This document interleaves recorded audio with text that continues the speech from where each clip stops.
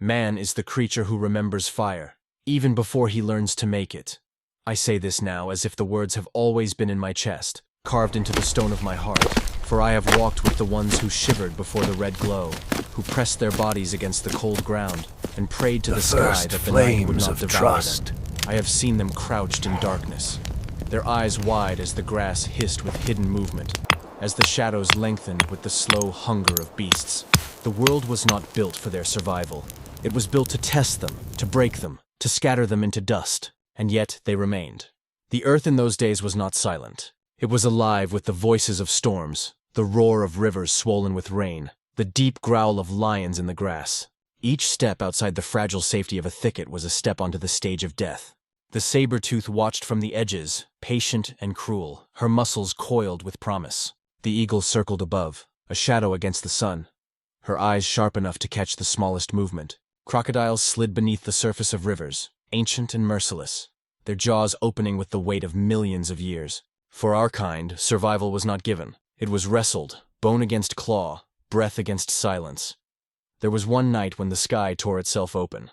Lightning split the heavens, a crack that echoed across the valley. The air filled with the smell of burning grass, and the ancestors, frail, small, trembling on two legs, gathered at the edges of the flame. It was alive, that fire, writhing and snapping, reaching upward as if it hungered for the sky itself. They feared it. They adored it. Some crept close and then leapt back as sparks bit at their skin.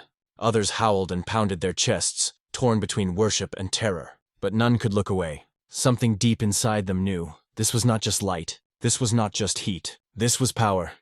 In the black hours before fire became a companion, night was endless war. The ground was cold, the wind cruel. Mothers wrapped their arms around infants, pressing them close. But still the children's cries carried into the dark. And the dark always listened. Eyes shone in the distance, pairs of them, orange and unblinking. Each rustle of grass was a warning, each snap of a branch the herald of teeth. To sleep was to gamble. One by one they learned to divide the night. A few would stay awake, eyes straining, ears sharp, whispering warnings in soft clicks and grunts. The rest would drift into uneasy slumber, bodies pressed together for warmth, hearts pounding with the knowledge that death might come before dawn. It was in this long night that cooperation was born. Alone, a man was nothing, slower than the cheetah, weaker than the lion, bare of fang and claw. But together, with voices joined, with stones in hand, and courage lit within their chests, they could drive the beast back into the shadows. The first families formed not from choice, but from necessity. Tenderness became a weapon sharper than bone, for without it no child would survive. A mother's glance, a father's hand reaching to pull another from the jaws of danger. These were the sparks before the flame. The earth itself was both executioner and teacher. Volcanoes bled fire across the land. Rivers split valleys wide. Storms swept away entire herds. The ancestors stood small before it all, yet the violence of nature carved their path. When food was scarce, they learned to scavenge, to follow vultures and hyenas, to pry marrow from the bones others abandoned. When drought cracked the land, they followed the winds to new valleys, their bare feet blistering, their bellies hollow, but their eyes still burning with the will to continue. Every hardship struck them like a hammer, and with each blow they hardened into something unbreakable. There came a time when one, smaller than the others, found courage greater than fear. He reached into the cooling ashes of a fallen tree, his fingers brushing against the embers. Pain seared him, yet he did not retreat. He lifted a branch, glowing red at its tip, and carried it back to the circle of the living. The others shrieked and scattered, but soon they crept closer, drawn by the warmth. That night, for the first time, the predators stopped at the edge of light. The lions prowled, but their eyes did not cross the fire's glow. The ancestors sat awake, not in terror, but in wonder. They stretched their hands to the heat, their shadows dancing on the earth. And deep inside, something shifted. No longer only prey, they had taken a piece of the world's fury into their own hands. I remember the silence of that moment, the crackle of flame, the sigh of wind, the hush of countless generations leaning forward from the future, watching. That was the birth of humanity, not in blood, not in bone, but in fire. From then on, every night would be different. Every fear would carry a counterweight of hope. Every heart would beat not just to survive the next moment, but to dream of the next day. And so begins the long memory. Then listen closely, for I will not speak in haste. The first breath of humanity deserves the weight of eternity. And so I will unfurl this memory like fire itself, slow, crackling, devouring, but also warm with the glow of survival. Man is the creature who remembers fire, even before he learns to make it.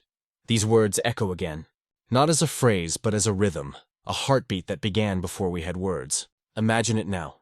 The vast plain, endless grass rippling under a sky too large for the fragile bodies that walked beneath it.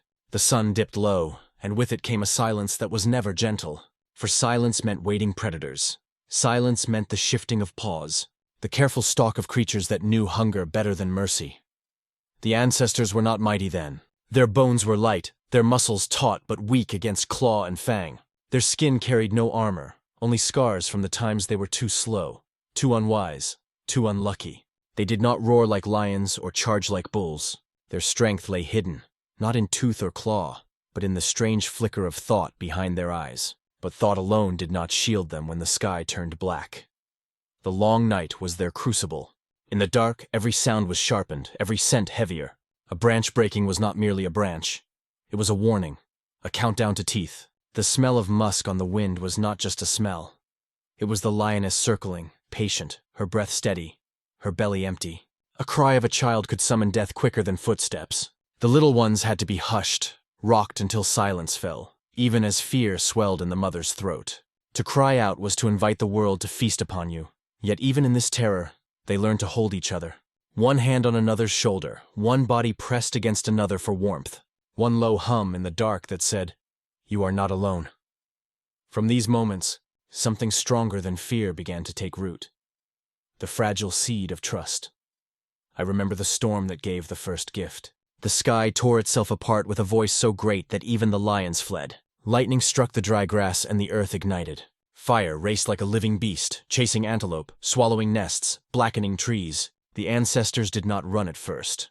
They froze, eyes wide at the strange creature that devoured without tooth or claw. Some screamed and beat the ground. Others cowered, clutching each other. But the flames kept running, until at last they slowed, and behind them the land smoldered.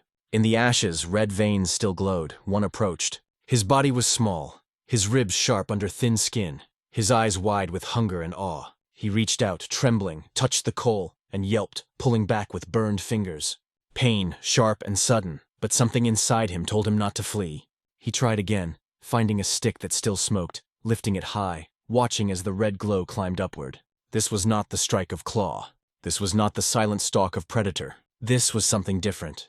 Something alive, but not alive. The others gathered close. They hissed and muttered, voices caught between worship and terror. They reached their hands toward the warmth, then recoiled, then reached again. The cold night pressed in, but the fire held it back. Predators circled, their eyes glinting from beyond the ring of light, but they did not cross. The ancestors sat in awe, their faces flickering with orange glow. For the first time, night belonged to them. Do you hear it?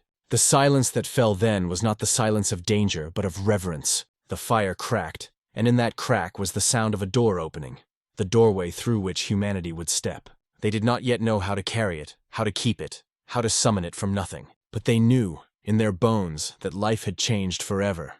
And yet, survival was never so simple. The fire died when the embers cooled. Rain would come and swallow it. Wind would scatter it. Sometimes they would wake to find the circle of light gone, and fear returned, heavy and suffocating. In those moments, despair crept into their hearts. For once they had known the warmth, the cold was unbearable. Once they had seen the night held at bay, the darkness felt twice as cruel when it reclaimed them. So they began to chase fire. When lightning struck, they followed. When volcanoes bled, they lingered. When the land burned, they risked tooth and claw to steal glowing branches. They carried the flames in bundles of grass, in hollow logs, guarding them like treasure. Some perished with smoke in their lungs, some burned their hands to cinders, but still they returned with fire, for they knew now that without it, they were naked before the world. The earth tested them endlessly. Rivers swelled and dragged the young away. Drought cracked the land, forcing them to walk until their feet bled, tongues swollen with thirst. Hunger hollowed their bellies, driving them to gnaw bones for marrow, to pick at carcasses left by hyenas, to risk death at the jaws of crocodiles just for scraps of flesh. The world was not their friend. It was their executioner. But in every blow, it became their teacher. The ones who stood together endured. The ones who shared food, who sheltered one another, who passed warmth from body to body, lived where the solitary perished. Slowly, without knowing, they carved the first rules of survival.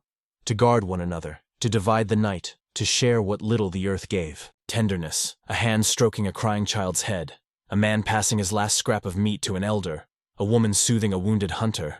These were not luxuries. They were the secret weapon of humanity, and always behind it all fire waited. Not just as warmth, not just as safety, but as a mirror of themselves. It was fragile, fierce, beautiful, destructive. It could die if left untended, or it could rage and consume all if left wild. Like them, it needed care, attention, patience. Like them, it was both life and death. That night, when the first circle of ancestors sat before the flames, huddled together while lions prowled beyond the light, the world shifted. They were still prey, still fragile, still trembling at every sound. But for the first time, they did not tremble alone. The fire gave them a center, a place to gather, to whisper, to remember. And in that circle, humanity was born. That is how it began. The memory of flame seared into their bones, passed through blood, carried through time until it reached us. We remember because they remembered. And every spark we strike, every light we kindle in darkness, is their voice whispering through the ages. We endured, and so will you. Then let me stretch the night wider. Let me pull you deeper into that silence where the first of us trembled. The earth was never gentle. When the sun fell, it was as though the world held its breath, waiting. The tall grasses whispered with hidden lives, the hyena circling low, the lion crouching, the jackal darting at the edge. Every ancestor knew the rules. Keep still, keep quiet, keep together. And yet, even obedience could not shield them. One night, in the Rift Valley where rivers carved their crooked veins into the earth, the clan huddled in a hollow of stone. The wind carried the scent of rain, thick and metallic. Clouds bruised the sky, swallowing the stars. The first drops fell heavy, and with them came the smell of wet fur. The musk of predators stirred into motion. Eyes glowed in the distance, flickers of orange set against black. A mother clutched her infant tight, rocking, whispering in low hums that were older than language. Beside her, an old man lifted a stone, his hands shaking, not from age alone, but from the knowledge that he was weak against what came. The storm broke with violence. Thunder cracked like the splitting of bone. Lightning flared across the valley. And in that blinding light the truth was revealed. Lions, crouched low, muscles rippling, their tails flicking, their eyes fixed on the cluster of fragile bodies. The ancestors wailed, beating stones together, shrieking high, sharp cries meant to mimic strength. But the lions were not fooled. They crept closer, shadows merging with shadow. And then the sky tore open again. A tree in the distance screamed as fire raced down its trunk. In an instant, the earth was aflame. Grass hissed, smoke poured into the air, and the lions halted, snarling, their golden eyes flashing with both hunger and fear. The ancestors scattered at first, driven by terror, but then something changed. They saw the beasts halt at the edge of flame. They saw how the fire devoured the grass, yet left them untouched if they stood back. And in that moment, the fire was no longer only terror, it was shield. They lingered at the edges, eyes wide, breath ragged. The storm raged above, fire hissed below, and in the middle stood man, small, fragile, but caught between two forces greater than himself. That night was carved into memory, etched into marrow. Fire was no longer just the destroyer, it was possibility. But the world does not yield so easily. Once the storm passed, once the flames guttered and dimmed, once the ashes cooled, fear returned. For fire, unlike fang or claw, could not hunt for itself. It could not follow them. They had to carry it, to guard it, to beg it to live. They learned to cradle embers in bark, to wrap glowing branches in green leaves, to shelter the spark from rain. Sometimes it failed. Many nights they sat in blackness again, despair pressing like stone against their ribs. And yet they tried again, and again. The predators learned too. Hyenas grew bolder when the embers died. Lions stalked the circle of bodies, waiting for the red glow to vanish.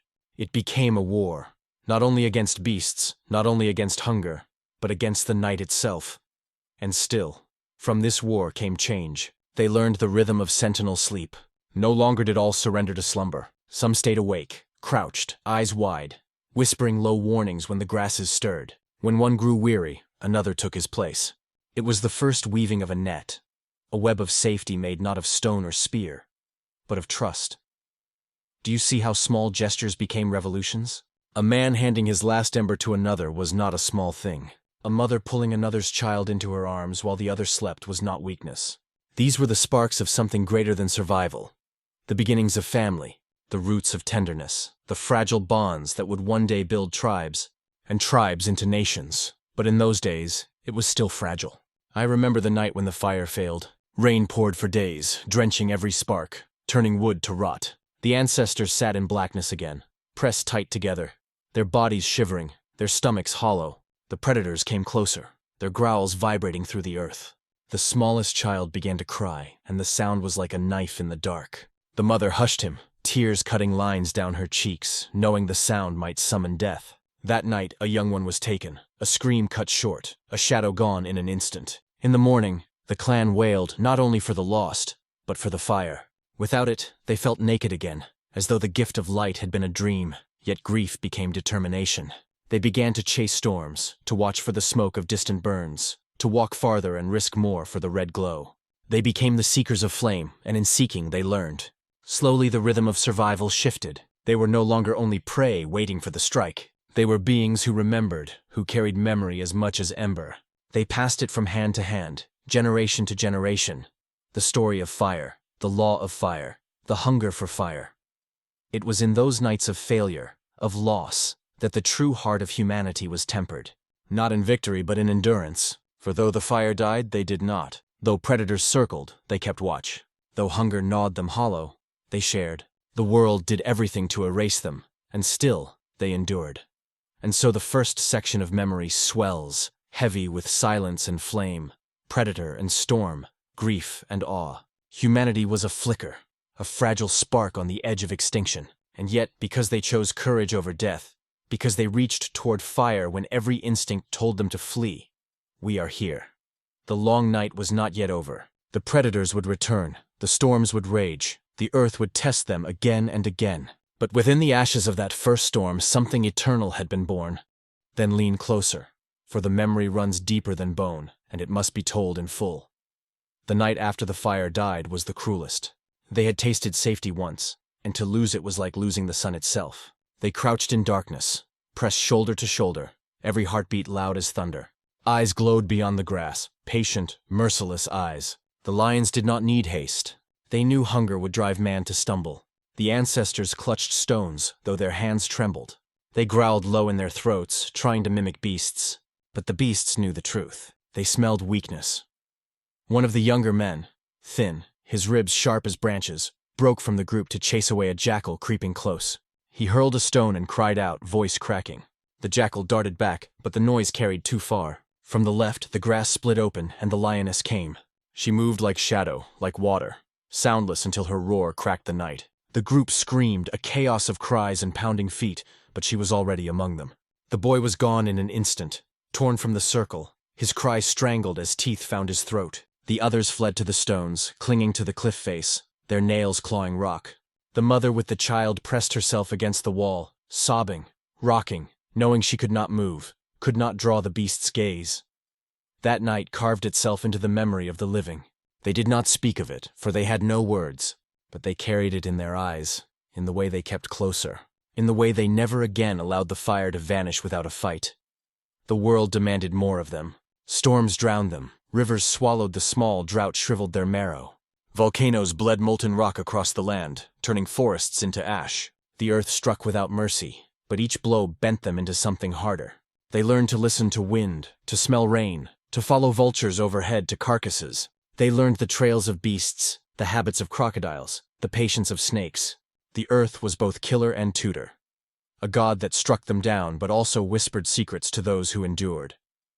And amid all this, they began to change. Upright walking was no longer just survival, it was destiny. Freed hands carried branches, cradled children, tore meat from bone. Freed hands held embers, nursed sparks, guarded flame like treasure. Their gait stretched longer, their sight reached farther. What once had been a trembling scavenger became something else. A walker of great distances, a creature that could outrun hunger itself, not with speed but with endurance. Still, the night remained enemy. For though they walked upright, though they scavenged marrow, though they guarded flame, darkness was a kingdom that did not forgive. The solution was not strength, it was trust. And so, the long night of fear became the birthplace of cooperation. They began to divide the hours. One would sit awake while the others slept, clutching a stick, ears straining at every rustle. When his head fell heavy, another took his place. It was not perfect. Sometimes sleep conquered even the strongest, and a predator would strike in silence. But slowly, their vigilance carved a fragile shield. This was not instinct alone. It was decision. It was choice. It was the first law of watchfulness, passed not in words, but in practice. And in this watchfulness, something else was born. The beginnings of language. At first it was only clicks, whistles, low hums in the throat. A grunt meant danger. A hiss meant be silent. A hand raised in shadow meant stay close. These were not mere sounds. They were the cords that bound them together, the invisible net stronger than muscle. One gesture, one sound could save a life. Memory was no longer locked in one body. It was shared, carried, multiplied. The predators felt this shift. They circled still, but they met a new kind of resistance. A cry from one ancestor summoned 10. Stones flew in a hail. Sticks jabbed. Screams rose like a storm of voices. Sometimes the beasts withdrew. Not always. Many still fell, blood staining the grass. But even in loss, something sacred had been gained. Unity. And always, fire sat at the center. When it lived, they gathered around it, shadows flickering across their faces, eyes gleaming with awe. When it died, they mourned it as though mourning kin. Fire was no longer mere heat. It was a mirror. Like them, it was fragile. Like them, it could be snuffed out by rain, swallowed by wind, devoured by hunger. And like them, if tended with care, it could endure. I remember a night when the fire was strong. The clan sat close, their bodies basking in warmth they had never known. Beyond the glow, lions prowled but did not cross. Hyenas paced but did not dare. For the first time, laughter rose. Not words, not yet, but sounds of joy, high and free, rolling out into the night. A child clapped her hands, fascinated by the sparks that leapt into the sky. An elder reached into the flame with a branch, holding it aloft like a torch, waving it at the darkness, roaring back at the beasts. And in that moment, they were not prey. They were something else. Something new. That was the birth of hope. Do you feel it? The slow shift, the fragile but unstoppable momentum? Fire did not make them gods. It made them human. It gave them the courage to remain awake when all else would surrender to fear. It gave them the will to guard one another, to share food, to soothe a crying child instead of abandoning it. It gave them time. Precious hours where they were not running, not hiding, but dreaming. And in those dreams, the future stirred. The first section swells now toward its fullness, but it is not yet complete. There are more nights to survive, more storms to endure, more sparks to cradle until the ember becomes eternal. The fire had burned for hours, but no one moved to smother it. The flames hissed and spat against the night, a voice more ancient than any cry in the forest. The people sat in silence, their faces lit in strange colors, their shadows dancing like restless ancestors painted across the rocks. They had stolen this flame from the lightning strike, dragged it branch by burning branch, guarded it like a heartbeat too fragile to lose. And though their hands blistered, though smoke bit their eyes, they stayed near, unwilling to let it die. They did not yet know how to call it back once gone. They only knew it was alive and that its life had become theirs. Before fire, the night was endless. Darkness pressed on every side, thick and heavy, broken only by the quick flicker of stars that mocked their frail lives with distant cold light. In that blackness, every sound was death waiting. The crack of a twig could be a leopard crouching. The flutter of wings could be an owl circling above, hunting the smallest among them. Even silence was an enemy, for silence meant something had already seen them. To sleep was to gamble. To dream was to risk never waking. But fire changed the night. It tore a hole in the dark, a circle of light where the people could gather. The predators, once confident in their shadows, lingered now at the edges, their eyes burning like dim embers, unwilling to cross that shimmering boundary. For the first time in memory, the children laughed in the dark. The mothers unclenched their jaws. Even the men, who carried sharp stones and wooden clubs, felt their hearts soften, for they no longer fought the night alone. The first sparks were accidents. The brush ignited by storms, the grasslands swallowed by wildfire storms. Their heat so fierce that animals fled in smoking herds. The people feared these infernos. They fled too, coughing and barefoot, clutching one another as the world burned behind them. But in fear they learned. They saw what the flames left behind. Charred animals easier to tear apart, roots soft enough to chew, nuts split open, new plants rising from the ashes in time. Fire destroyed, but fire also revealed. It was death and gift, punishment and promise. One day, after the storm had passed and the sky still wept its thin rain, a boy approached the smoldering remains of a tree.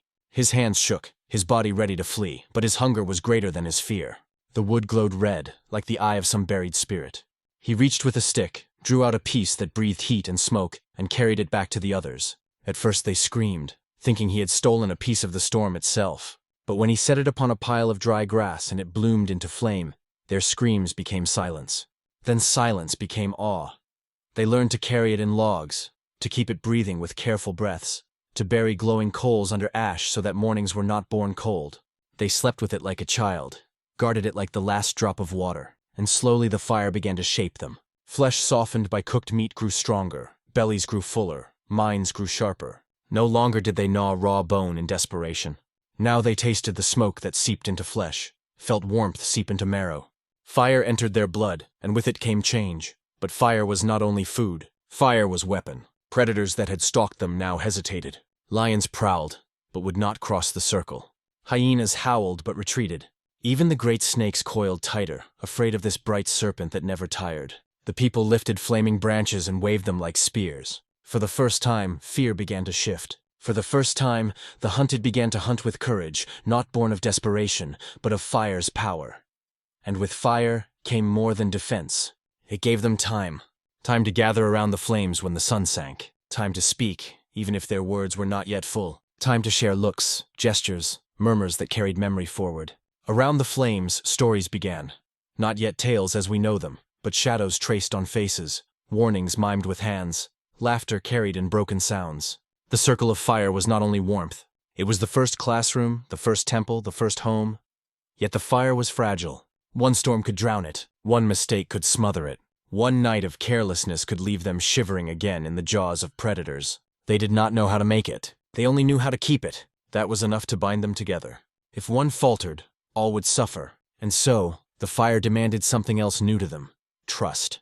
A kind of trust deeper than mere survival. For the first time, survival was not only about teeth and claws, but about tending, sharing, remembering. In this way, fire shaped not only their bodies but their souls. It taught them to guard something outside themselves, something that belonged not to one, but to all. It demanded patience, discipline, sacrifice, and in return it gave light, heat, courage. Around the fire they ceased being scattered prey, and began becoming something else, something that would walk beyond the forest, across the plains, into the mountains and the cold, carrying the flame always with them, like a piece of the sun stolen and tamed. But the fire was only the beginning.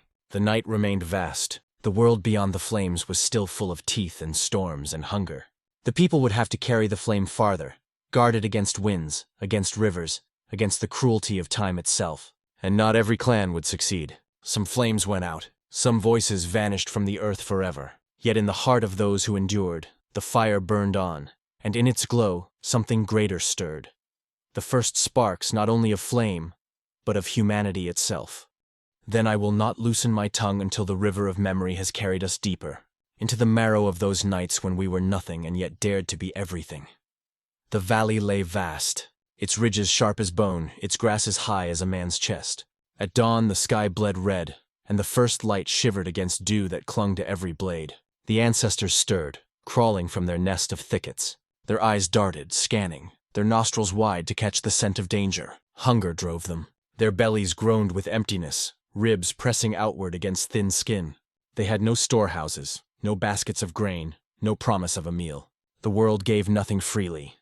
They had to take what they could, scraps from greater hunters. A carcass lay not far, the remains of an antelope torn and gutted, its flanks already stripped by hyenas. Flies swarmed, a black cloud buzzing with fury. The ancestors crept forward, sticks in hand, their bodies low, every step measured.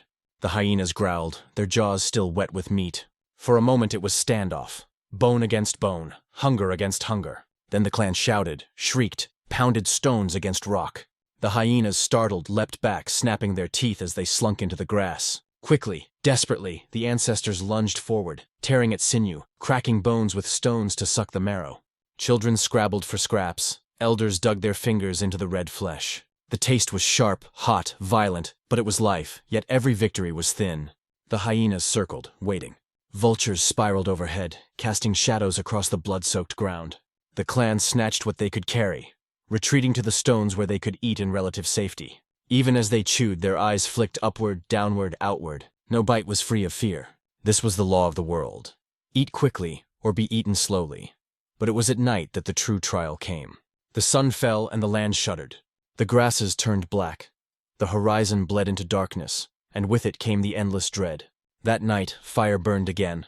Stolen from the bones of a tree struck by lightning earlier that day. They had carried it in bundles of smoldering grass, shielding it with frantic care. Now it lived before them, crackling, breathing, its glow casting long shadows. The clan gathered close. The mothers rocked their children, pressing their faces against warm chests. The men crouched, gripping stones, their eyes watching the circle of light. The old one hummed low, a rhythm older than language, a sound that soothed trembling hearts. Beyond the fire, the night pulsed with hunger. The lions prowled still, their roars shaking the ground. But they did not cross the circle of flame. Their eyes glinted, reflecting firelight, bright and terrible, but they remained at the edge. It was a miracle. For the first time in countless nights, the ancestors sat not in terror, but in defiance. They were no longer silent prey waiting to be taken. They had a weapon. Not claw, not fang, but flame. The beasts could not comprehend it. They paced, snarled, swayed their tails, but they stopped short, as if the fire drew an invisible wall. The ancestors saw this. They understood, and their hearts swelled. That night, they did not only survive. They spoke, not with words but with sounds, with gestures, with eyes. They mimicked the crackle of flame with clicks. They pointed at sparks that leapt into the sky. They laughed, a sound of wonder and disbelief. A child reached forward, hands grasping at sparks. And though her mother pulled her back in alarm, she too smiled. It was dangerous, it burned, but it was also beautiful. The fire gave them more than safety. It gave them time. Time to sit together. Time to share meat not in panic but in ritual. Time to remember the faces of the lost and to press hands to one another in comfort. In that circle of flame, the first echoes of culture stirred. Not yet stories, not yet songs, but the raw beginning, shared memory, held in common, kept alive not in one mind but in many. But the fire was not a gift without burden. It demanded care. If it burned too high, it consumed their branches, left them with nothing. If it burned too low, it died, leaving them naked once more. So they learned the art of tending. They fed it with dry wood, blowing gently when it dimmed, covering embers with ash to preserve them through the night. Children were taught to gather twigs, women to cradle glowing sticks, men to shield it from wind. Fire was not one person's possession. It was the heart of all. If the fire died, they all died. And so, in those early nights, the shape of humanity emerged. Cooperation was not kindness alone. It was necessity. A selfish man could not hold fire by himself. A selfish mother could not keep predators away. Only together, only in the sharing of watch, of food, of flame, could they survive. The beasts sensed this. The lions, who had once struck without fear, began to hesitate at the glow. The hyenas, who once feasted with ease, skulked away when the clan stood united, fire in hand. Even the eagle that circled above by day, eyes sharp for the smallest child, began to drift farther when men raised burning branches to the sky. For the first time, the balance shifted. Humanity was still small, still fragile, still a whisper against the roar of nature. But the whisper was growing. Do you see it now? The fire was not invention alone. It was a mirror of our own becoming. Like us, it was fragile, vulnerable, easy to destroy. Like us, it could rage, consume, destroy without mercy. Like us, it needed tending, patience, unity. To guard fire was to learn how to guard each other. To lose fire was to feel the same pain as losing a child. To feed fire was to practice the first ritual of community. And still, danger pressed from every side. One night, when the fire guttered low, the lions returned. Their eyes burned brighter than the embers. Their roars shook the stone hollow where the clan huddled. The flames sputtered, shrinking, casting shadows that no longer frightened beasts. Panic spread. A mother wailed, clutching her infant. Men scrambled for wood, hands fumbling in darkness. A boy ran into the grass to find branches, his breath sharp in the night. He stumbled, tripped, but returned with a handful of twigs, throwing them onto the embers. Sparks leapt, the fire flared, and for one more night, they were saved. The boy's hands were burned, his skin blistered, but his eyes shone with pride. He had tended the heart. He had kept the clan alive. This was how courage was born. Not in the strike of a spear, not in the slaying of beasts, but in the trembling hand of a child who fed the flame. The night stretched long, endless, but now within it there was hope. They had found a weapon, a teacher, a companion. Fire would not always protect them. It would sometimes betray them. It would sometimes abandon them. But it had already carved itself into their souls. It was no longer outside of them. It was part of them, and with that bond, humanity began. The sky was heavy with ash when the first wanderers carried fire into the open plain. They moved slowly, their bare feet pressed into damp soil, their bodies streaked with mud and sweat, each hand clutching what mattered most, the glowing heart of a branch, wrapped in leaves, shielded from the wind. Behind them the forest still smoked, a scar of thunder's wrath where lightning had cracked the sky open and birthed flames that consumed all it touched. The people had taken what the storm had left, but storms were fickle. They gave and they killed, and no one knew when another bolt would strike. So the wanderers carried the fire as if it were their child, more precious than blood, more fragile than bone. They walked into the grasslands, where the wind moved like a restless predator. The grass swayed tall, dry, whispering secrets, brushing against their legs as if to remind them how easily the world could burn again. In that wide openness, there was no tree canopy to hide beneath, no familiar calls of birds to warn of danger. Only the endless hum of insects and the distant silhouettes of beasts, some grazing, some crouched low, some watching. To walk in the open was to walk inside the gaze of death. The predators here were larger, bolder.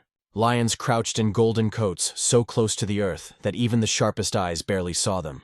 Packs of hyenas cackled in the distance, their laughter carrying far on the wind, mocking the smallness of the humans. The people felt the weight of those voices in their bones. They knew the sound well. It was the voice that had followed them for generations, the sound that meant blood on the grass. But now they had fire. At night, when the predators circled, eyes glowing like stars fall into earth, the people raised their torches high. The flames cracked and hissed, and the predators stopped. They paced at the edges, teeth flashing, hungry, but unwilling to cross that bright, trembling circle. Still, the fire brought its own dangers. The grasslands were dry, thirsty. A single careless ember could unleash a storm of flames greater than any they could carry. More than once, a spark leapt from the torch, and panic rose like thunder in the group. They stamped at the grass, smothered it with their hands, burning their palms to save the only treasure that mattered. And so fire gave them courage, but also taught them fear. They began to learn that survival was not only a war against the beasts, but against the very earth that cradled them. Storms rolled across the plains with sudden fury. Black clouds stacked like mountains above the horizon, and the wind came with teeth. The fire fought against the gusts, shrinking low, threatening to die. The people bent low, crouching, shielding it with their bodies, their hair whipped wild, their skins soaked with rain. Some wailed, some prayed in sounds that were more breath than word. And when at last the storm passed, when the fire still breathed, weak but alive, they held each other with trembling relief. They had survived not because of sharp stone or swift legs, but because they had guarded something greater than themselves. Nights grew longer, colder. The fire warmed them, but it also revealed something else. Time. Before fire, the dark meant only hiding, only fear. But now, when the fire burned, the people lingered. They spoke in grunts and gestures. They laughed. They touched one another's shoulders. They mimicked the shapes of beasts they had seen that day. Slowly, memory began to gather around the fire like smoke. They remembered who had carried the branch through the storm.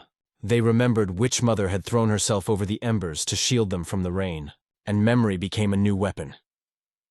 A story of survival passed from one voice to another, never written, but etched in the marrow of each listener. Yet, beyond the warmth, the earth remained merciless. Crocodiles slid silently beneath river waters where the people came to drink, their jaws snapping with thunder, dragging the careless into silence. Eagles stooped from the sky, talons spread wide, and children were lifted screaming before their mothers could even rise to chase. Even the smallest creatures were killers. Serpents coiled in grass, striking quick, their venom turning flesh black before sunrise. Every step, every sip, every glance into the shadows was a gamble, but fire tipped the gamble. They carried burning sticks to the riverside, waving them at the water, beating the air so that crocodiles hesitated before striking. They laid torches near the places where children played, the smoke rising like a warning to the sky hunters. They began to dream of something impossible, not just surviving the beasts, but bending the beasts away, shaping the world to their will. The earth punished them still. The rift valleys split with tremors that shook the ground like the growl of some hidden giant. Volcanoes bled rivers of fire far greater than their little flames, reminding them how small they truly were. When the mountains broke and the sky filled with ash, the people scattered in terror. For days the sun was a dim red disk, the air tasted of stone, and the animals fled in endless herds. But through it all, they clutched their fire, their fragile spark, their only proof that they were more than dust waiting to scatter. And in these trials, something grew. They no longer lived only as scattered individuals, each clawing at survival for themselves. The fire forced them closer, bound them in ways sharper than blood. To keep it alive, they needed one another. The young gathered dry grass. The women cradled embers in bowls of clay and bark. The men stood guard, holding flaming branches against the night. Each roll was a thread in the same rope, and the rope grew strong. Love was born in those flames. Not love as the beasts knew, a fleeting bond until hunger called, but a deeper tether. Mothers soothed their children beside the fire, rocking them to sleep while the night hissed with danger just beyond the circle. Fathers laid their weapons aside to share roasted flesh with the group. Old ones, whose legs were weak and eyes dim, were not abandoned. They were kept close, for they remembered storms past. They remembered where the rivers ran. They remembered what plants killed and what plants healed. The fire gave them time to speak, and in their speech, wisdom survived. The night was the oldest enemy. Before fire, before tools, before even memory itself, it pressed upon the people with a weight that crushed the soul. Darkness was more than absence of light. It was the presence of every terror waiting beyond sight. And even now, with the flame burning at their center, the night remained vast, endless, alive with whispers that no one could silence.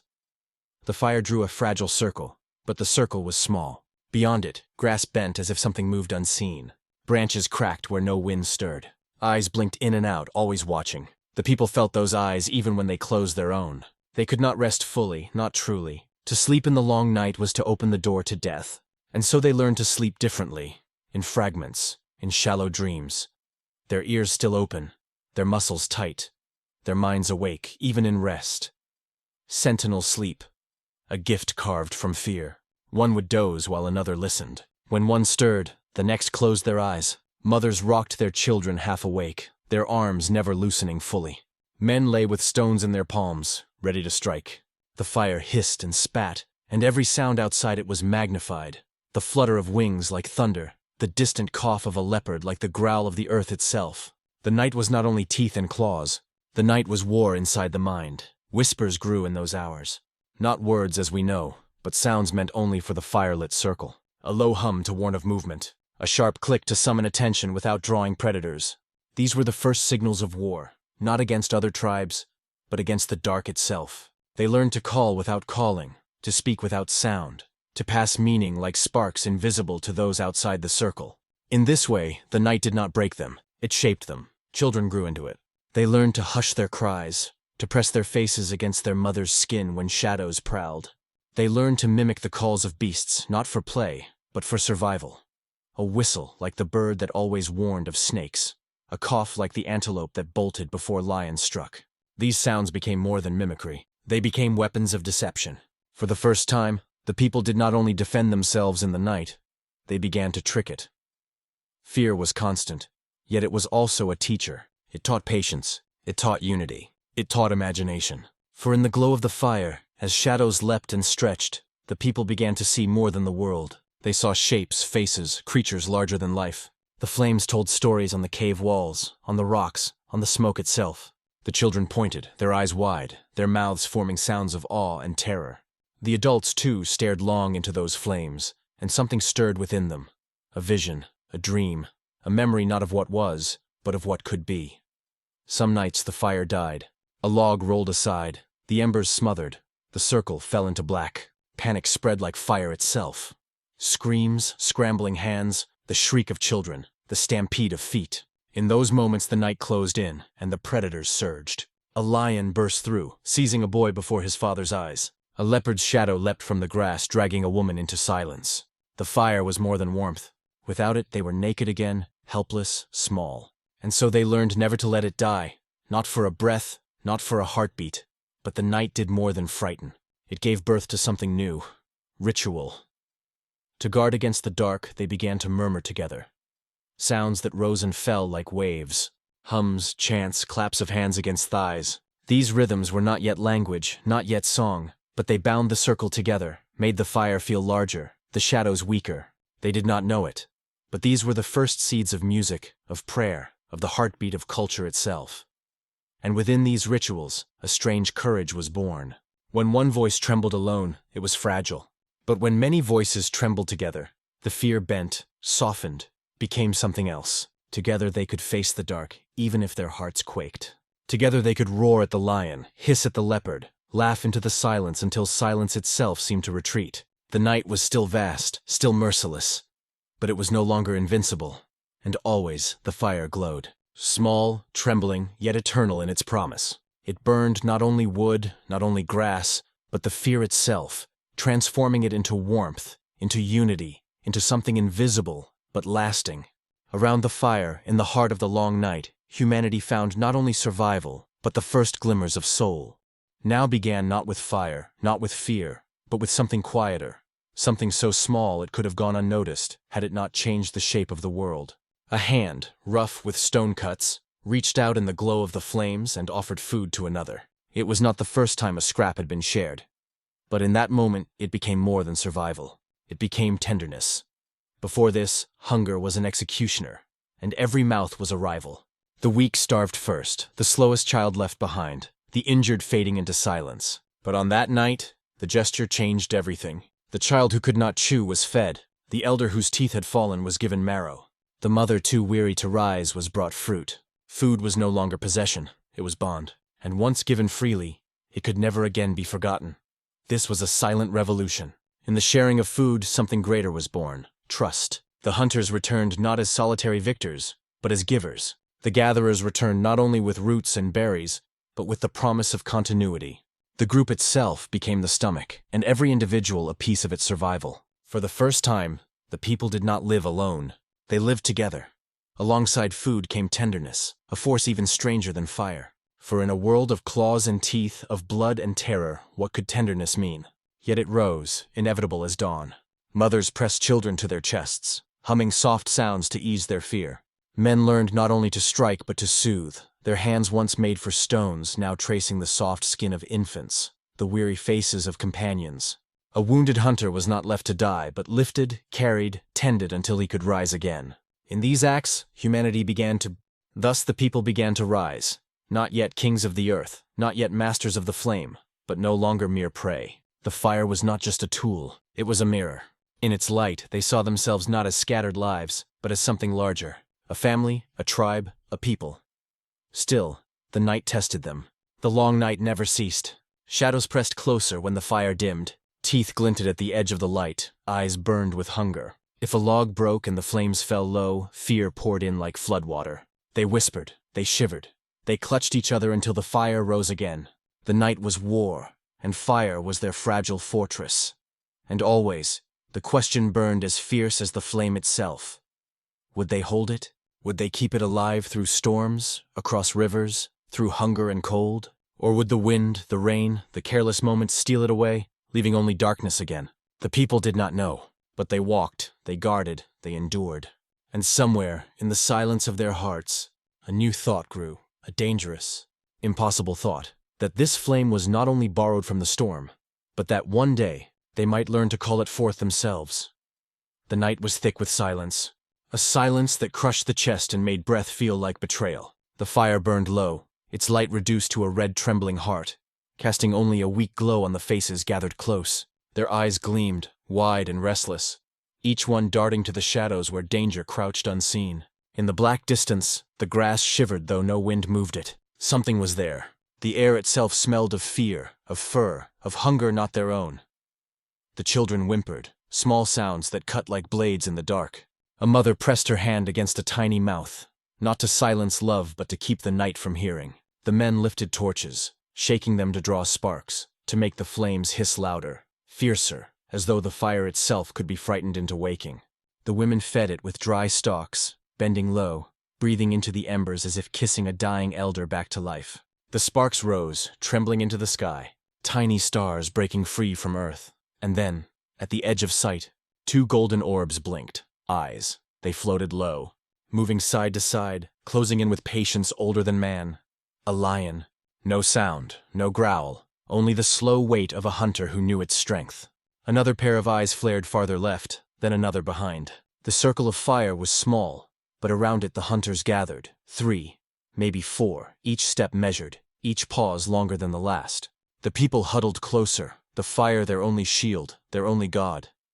The old man, His hair, white as ash, rose unsteadily. His knees shook, but his hand held a branch wrapped in flame. He thrust it forward, his arm jerking, his voice spilling from his chest in a broken roar. His cry was not words, but memory.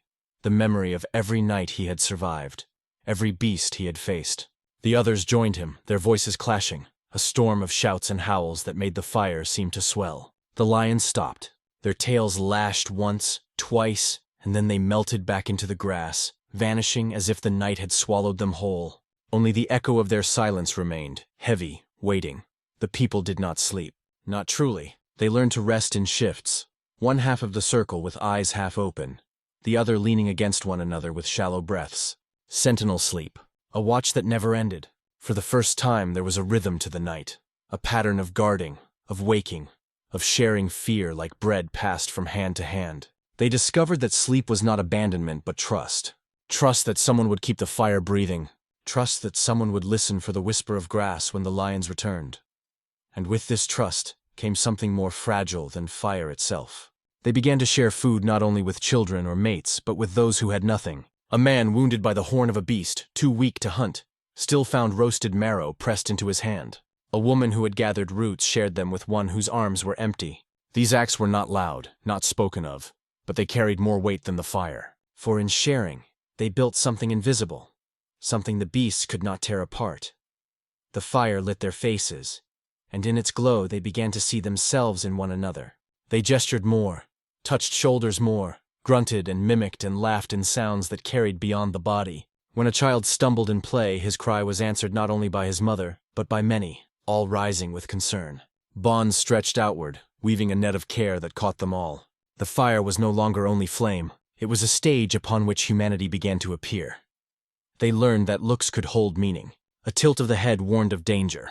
A hand pressed to the chest asked for food. A raised brow carried memory. The place where the river bent. The path where the snakes coiled. Their bodies spoke before their mouths did. Around the fire these gestures grew, repeated, remembered. In silence, they began to build the first language. And still the world pressed against them. Rain flooded their shelters, turning the earth to mud, washing away their nests of leaves. Winds tore branches from trees, scattering their meager belongings. Hunger returned with each season, sharp and merciless. But unlike the beasts who scattered at hardship, the people bent closer to one another, closer to the fire. When food was scarce, they chewed roots together, passing them from mouth to mouth, each bite smaller but shared. When storms raged, they pressed together under skins, their bodies heat enough to survive. Survival was no longer the act of one, but of many. This was the quiet revolution. Not of weapons, not of claws, but of tenderness. The strong did not hoard all the food. The men did not strike each other until one lay dead. Instead, the fire softened them, broke their rage, demanded something greater. It demanded family. The children, once burdens, became the reason the fire was guarded. The old, once abandoned, became the keepers of memory. Men set down their weapons when women shared the fire's warmth with them. Rivalries cooled, because the flame could not live in the hands of one alone. To fight was to risk the fire. To kill was to dim the circle. And so, slowly, they learned to disarm. Not only their hands, but their hearts. And in this circle of light, where predators prowled and storms howled, humanity's first culture flickered into being. Not tools of stone, not paint on walls, not yet, but something deeper. The unseen thread that tied one life to another. The invisible bond that made survival possible. It was born not in triumph, but in fear, not in plenty, but in hunger, not in sunlight, but in the long night's shadow. The fire burned, and in its glow, they were no longer just flesh scrambling through the dark. They were becoming something else, something the earth itself could not yet name.